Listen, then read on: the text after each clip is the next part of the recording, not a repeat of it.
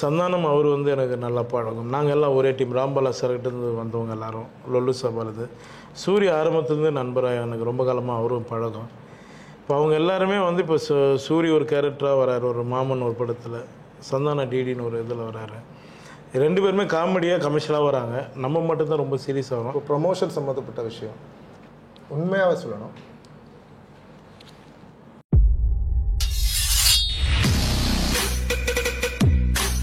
வணக்கம் யோகி பாபுஜி. வணக்கம் நிஷார், சொல்லுங்கள். ஒன்றும் இல்லை, இப்போ நான் ஒரு 3 வருஷம் முன்னாடி உங்களை வந்து பார்த்துட்டு நான் ஒரு கதை சொல்லியிருக்கீங்க, நீங்கள் கமிட் பண்ணியிருக்கீங்க. ஏன் நீங்கள் அந்த படம் கமிட் பண்ணுறதுக்கு காரணம் உண்மையாகவே சொல்லணும்? உண்மையை சொல்லணுமா? சொல்லிக்கோங்க. இல்லை உங்களுக்கு தெரியும்ல, அதை நீங்களே சொல்லாமே. இல்லை, நான் உங்கள் வாயிலிருந்து அது கேட்கணும்னு நான் ஆசைப்பட்றேன். சொல்லாமா மாஸ்டர்? இல்லை, வினீஷ் முதல்ல ஒரு நல்ல மனிதர், நல்ல நண்பர். ஃபஸ்ட் ஆஃப் ஆல் தீக்குளிக்கும் பச்சை மரம்னு ஒரு 15 இருக்குமா, 16 வருஷம் 17 வருஷம் வச்சா, 17 இயர்ஸுக்கு முன்னாடி, ஒரு 17 வருஷத்துக்கு முன்னாடி தீக்குளிக்கும் பச்சை மரம்னு நண்பர் பிரச்சனை வச்சு ஒரு படம் டைரக்ட் பண்ணார். அந்த படத்தில் மதோபட் சார் கேமராமேன். அதில் நான் வந்து ஒரு சின்ன ரோல் பண்ணேன். ஞாபகம் இருக்குங்களா? ஒரு சின்ன ரோல் பண்ணும்போது அந்த படத்தில் எம்எஸ் பாஸ்கர் எல்லாருக்கும் அண்ணா காம்பினேஷன்லாம் பண்ணோம். அந்த படத்தில் உங்களால் எனக்கு ஒரு பெரிய ஒரு விஷயம் பண்ண முடியல. ஆனால் ஒரு ஃப்ரெண்ட் ரோலாக நீங்கள் கொடுத்தீங்க. அதுக்கப்புறம் அந்த படம் முடிஞ்சது. அதுக்கப்புறம் என்ன நடந்தது உங்களுக்கும் தெரியும். நீங்கள் போராடி தான் அந்த படத்தை ஸ்டார்ட் பண்ணி வெளியே கொண்டு வந்தீங்க. சரியான தேட்டருக்கு அமையலை அப்படின்னு சொல்லி அந்த டைமில் உங்களுக்கு அது ஒரு சின்ன ஒரு படம், நல்ல படம். இன்றைக்கி நடக்கிற ஒரு மார்க்கெட்டிங் கொஞ்சம் இதுவானால அதுக்கப்புறம் உங்களை நான் ரொம்ப வருஷம் ஆச்சு பார்த்து. அதுக்கப்புறம் நீங்கள் போயிட்டீங்க கேரளாவுக்கு போயிட்டு, அப்புறம் இன்னொரு படம் பண்ணீங்கன்னு கேள்விப்பட்டேன். 8 வருஷத்துக்கு அப்புறம் உங்களை கூப்பிட்ட போது அப்போவுமே உங்களுக்கு ஞாபகம் வந்து, என் குரல் பார்த்த போதே காதில் வாங்கும் போதே உங்களுக்கு ஞாபகம் வந்துருச்சு. ஆமாம், நான் 8-9 வருஷத்துக்கு அப்புறம் எனக்கு முதல் முறையாக நான் வந்து டி நகர் போயிட்டுருக்கேன். இப்போ மழை. அப்போது எனக்கு வினீஷ் சார், டைரக்டர் சார் வந்து எனக்கு ஃபோன் பண்ணுறாரு. அவர் வாய்ஸ் எனக்கு கேட்ச் பண்ணி, சொல்லுங்கள் வினீஷ் சார்னு ரொம்ப ஆச்சரியப்பட்டார். இல்லை, உங்களை நான் மீட் பண்ணோம் அப்படின்னு சொன்னார்.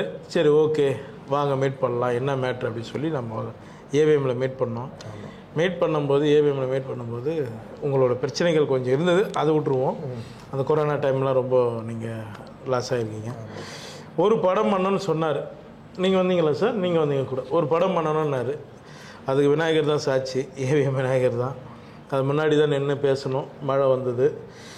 சரி, பரவாயில்ல, நான் கண்டிப்பாக பண்ணுறேன், கதை கூட கேட்காம நீங்கள் ஒரு பவுண்டட் எடுத்துகிட்டு வந்தீங்க. உங்களோட பிரச்சனை தான் எனக்கு முதல்ல தெரிஞ்சு. 10 நிமிஷம் மட்டும்தான் பேசியிருக்கோங்க. அவ்வளோதான் நம்ம பேசணும். நீங்கள் படம் பண்ணுங்கள். ஏன்னா என்னை வச்சு, என்னை அன்றைக்கி ஒரு சின்ன ரோலுக்கு யோசிச்சு ஒரு டைரக்டர், நீங்கள் இந்த நிலைமையில் இருக்கக்கூடாதுன்னு சொல்லி நான் இந்த படத்தை நான் பண்ண சொன்னேன். கரெக்டுங்களா? சரி, ஓகே. இப்போ வந்துட்டு படம் முடிச்சாச்சு. நம்ம இப்போ அடுத்த 16ஆம் தேதி நம்ம வெளியிட போகிறோம். இப்போ உங்களுக்கு என்ன தோணுது? படம் முடித்த பிறகு இந்த படத்தோட கேரக்டர் பற்றி, இந்த படத்தோட ஸ்கிரிப்டை பற்றி, கதையை பற்றி இப்போ உங்களுக்கு என்ன தோணுது? எனக்கு நீங்கள் ஓப்பனாக சொல்ல போனால், நான் கதையை உங்ககிட்ட கேட்கல. கரெக்டாக அப்போ கேட்டதே கிடையாது. கதையை நான் கேட்கல. ஏன்னா இவருக்காக நான் இந்த படத்தை நான் பண்ணேன். அது கதையோட இது வலுவு எனக்கு தெரியாது. பட் ஆனால் நான் படம் பார்த்துட்டேன். இவர் தப்பிச்சாருன்னா போதும். அதுதான் எனக்கு. டைரக்டரும் ப்ரொடியூசரும் 2 பேரும் சேஃப் ஆகிட்டாங்கன்னா எனக்கு அது போகணுன்னு நான் ஆசைப்பட்டேன். இந்த படத்தில் அது இருக்குது. கண்டிப்பாக அந்த படம் உங்களுக்கு சக்ஸஸ் கொடுத்துருவோன்னு எனக்கு நான் பார்த்ததுக்கப்புறம் நான் நம்பிக்கை வந்துடுச்சு. சரி, ரொம்ப நன்றி. அதே மாதிரி நீங்கள் இந்த படத்தில் உங்களுக்கு ரொம்ப பிடிச்ச, கொஞ்சம் உங்களுக்கு ரிலேட் ஆய, மென்டலி ரிலேட் ஆய, சென்டிமெண்ட்லி இன்வால்வ் ஆய சீன் என்னன்னு கேட்டிங்கன்னா அதை பற்றி ஏதாச்சும் சொல்ல முடியும்? அது அந்த பொண்ணோட, ஒரு சின்ன பொண்ணோட கேரக்டர் ஒன்று நம்ம. சரி, சஸ்பென்ஸ் இல்லைங்களா அது? அந்த இடம் எனக்கு ரொம்ப, ஏன்னா இன்றைக்கி இருக்கிற காலகட்டத்துக்கு எந்த காலகட்டத்திலுமே அது நடந்துகிட்ருக்கு. அது இதுக்கு எல்லாம் நம்ம கொஞ்சம் தெளிவாக சொல்லியிருக்கிறோம். அந்த இடம் எனக்கு கனெக்ட் ஆகிடுச்சு. சரி, கண்டிப்பாக அதுதான் நம்ம கருவாக ஆரம்பிச்சிருக்கிறோம். சரி, அது எனக்கு ரொம்ப பிடிச்சிருந்தது. சரி, நம்ம படத்தில் வந்துட்டு முக்கியமான 2 பேர் இருந்தாங்க. ஒன்று வந்துட்டு நம்ம ப்ரொடியூசர் சாக்கிர் அலி. ஆமாம். அதே மாதிரி வந்துட்டு இன்னொன்று ஃபேமஸ் கேமராமேன் மது அம்பாட். அவரை பற்றி 2 வார்த்தை சொல்ல முடியுமா? எனக்கு முதல்ல ப்ரொடியூசரை பற்றி சொல்லிடுறோம். ப்ரொடியூசர் மாதிரி நம்மகிட்ட பழகலை. திடீர்னு சீவலஸ் போட்டு வந்து நிற்கிறாரு. என்ன சார் ஜிம்மு போய் வரீங்களான்னு கேட்டேன். ஏங்க இந்த படத்தில் நடிக்கிறேங்க, உங்களையும் ஒல்லையா அப்படின்னு. பார்த்தா குழந்த மாதிரி நடிச்சிருந்தார் மாஸ்டர். அவர் அதில் வந்து இப்படி நிற்கணுமா அப்படி நிற்கணுமா, ஓ நீங்கள் முதல்ல ப்ரொடியூசராக கெத்தானே இல்லையா அப்படின்ற நிலைமையில் இருந்தார். முதல்ல ரொம்ப நல்ல ப்ரொடியூசர், ரொம்ப கடினமாக உயர்ச்சி தான் அவர் பணம் போட்டு இந்த படம் பண்ணியிருக்காங்க. ஏன்னா இந்த படத்தில் ஓப்பனாக சொல்ல போனால் ரொம்ப ஒவ்வொரு முறையும் அவங்க வந்து கஷ்டப்பட்டு தான் இந்த படத்தை முடித்தாங்க. நான் டேட்டு கொடுக்குறேன்னும் போது கூட அவங்களோட சுச்சுவேஷன், அவங்க வரும்போது நான் வேறு ஒருத்தர் இருப்பேன். ஒரு விதமாக இந்த படத்தை நாங்கள் முடித்தோம். இவரை வந்து ப்ரொடியூசர் சார், நீங்கள் இதிலேருந்து நீங்கள் இன்னும் நிறைய படம் பண்ணணும் சார். அதை தாண்டி இன்னொரு விஷயம், நீங்கள் எவ்வளோ வருஷமாக நீங்கள் காமெடி ரோலாக பண்ணிகிட்டு இருக்கு, அதுலேருந்து நடுவில் கொஞ்சம் சீரியஸ் ரோல்ஸ் எல்லாமே பண்ணியிருக்கேன். ஆனால் எனக்கு தோணுது ஆஸ் அ டைரக்டர் மட்டும் இல்லை, ஒரு ரசிகனாக நான் சொல்கிறேன், இங்கே என்டர்லி டிஃப்ரெண்ட்டான ஒரு ஜானர் நீங்கள் பண்ண போகிற ஒரு த்ரில்லருங்கிற மாதிரி. அதை பற்றி உங்களுக்கு என்ன தோணுது? எனக்கு அது புதுசாக தான் சார் இருந்தது. எனக்கு இது வந்து இந்த படம் வந்து எனக்கு புதுசாக தான் இருந்தது. நிறைய பேர் இதோட டீசர்லாம் பார்த்து என்ன கேட்டாங்க, என்ன படம் வந்து தெரில, நீங்கள் எந்த இடத்துலையுமே உங்கள் ஃபேஸ் வந்து ஸ்மைலே இல்லாமல் இருக்குது அப்படின்னு கேட்டாங்க. இல்லை சார், டைரக்டர் அப்படி யூஸ் பண்ணிட்டாங்க. இப்போ மண்டேலா கூட பார்த்தீங்கன்னா மண்டேலா படம் சில படம் பண்ணியிருப்போம், அந்த சீரிஸ் படம் ஏதாவது ஒரு இடத்துல ஸ்மைல் வர அளவுக்கு இருக்கும், இதில் எந்த இடத்துலையுமே இல்லை.